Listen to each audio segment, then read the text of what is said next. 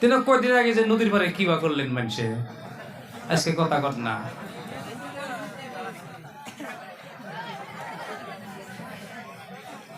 কে মনে হয়েছে কি ও বিষয়ে কিছু না কয়ে ভালো, আবার পানি এলি কইল না, তোর পানি আবো না। তো ব্রিগেডের মধ্যে কইয়া দিল না ওইটারে। আবার দেখলাম আমি একদিন ফেসবুকে দেখি আমগর এই অঞ্চলের বকর সমষ্টি না, এখন এটা সমীরের সমষ্টি কমো, সমীরের সমষ্টির কোন এক পণ্ডিতে ওইটারে খুব ওয়েলকাম দিছে, দেশের খুব ফায়দা হইতেছে, খুব লাভ হইতেছে, ওটা লেখছে। এই পণ্ডিতের জন্য আমি আমার দোয়া করছি, খারাপ পাই নাই, যে আল্লাহ ওরে একটা বুদ্ধি দাও, ওরে সহি বুদ্ধি দাও, কারণ ওরে এখন তেজপুর পাগলা ফাটকে নেওয়ার টাইম হয়ে গেছে না। খারাপ পাইলেন কথাটা?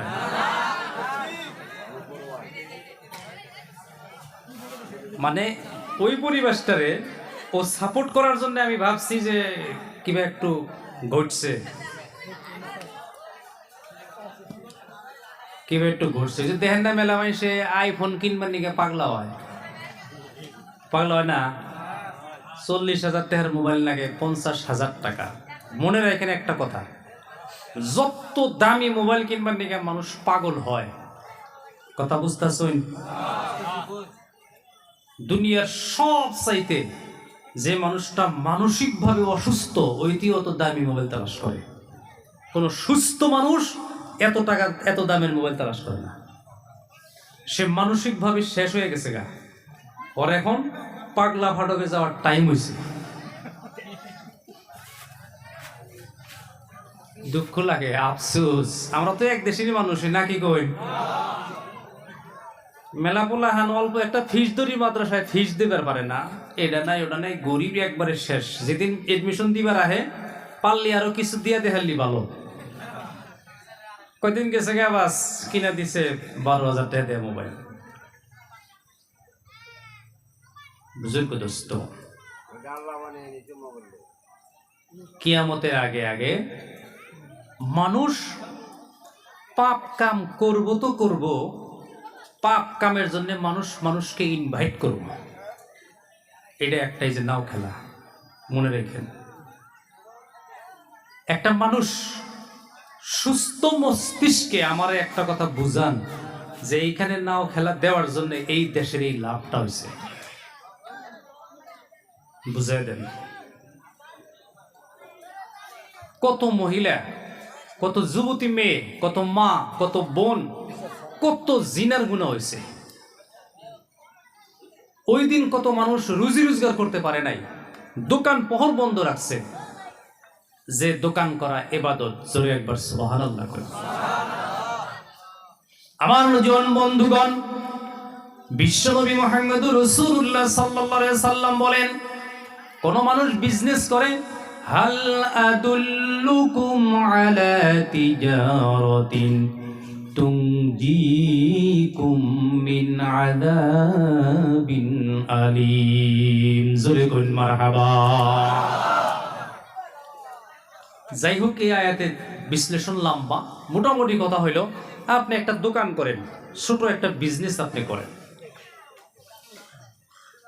আমার নওজোয়ান বন্ধুগণ, ছোট্ট একটা বিজনেস আপনি করেন, ওই বিজনেস থেকে, ওই দোকান থেকে আপনার পরিবারের ভরণ পোষণ, বাচ্চা কাচ্চার পড়াশোনা, চিকিৎসা ইত্যাদি হয়। সকাল থেকে বিকাল পর্যন্ত আপনি দোকান করলেন, বিসমিল্লাহির রহমানির রহিম কইয়া দরজাটা খুইলা সকাল থেকে বিকাল পর্যন্ত যত বেচা কিনে আপনি করলেন হালাল তরিকায়, বিকাল বেলায় এই টাকা পয়সা দিয়ে বাজার করে মাথা পিতা বিবি বাল বাচ্চার জন্য খরচ করলেন। প্রিয় নবী বলেন, কিয়ামতের মাঠে তুমি সদকার সওয়াব পাবা। তোমার মা বলছে আমার জন্য কয়েকটা বিষের ট্যাবলেট নিয়ে আসো, ওই বেচাকিনির থেকে আপনি কয়েকটা ট্যাবলেট নিয়ে গেলেন।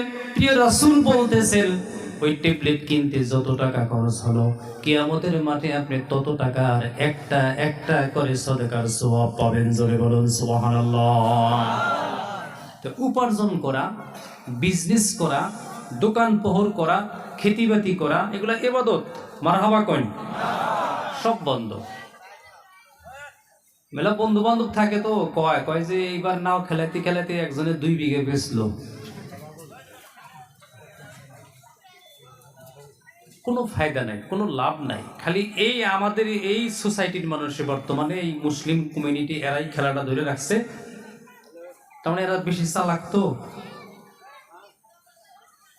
কথার উদ্দেশ্য হইলো আমি এই দেশের মানুষ, এটা বহুত বড় অন্যায় কাম, দেশের বহুত লোকসান, বহুত ক্ষতি।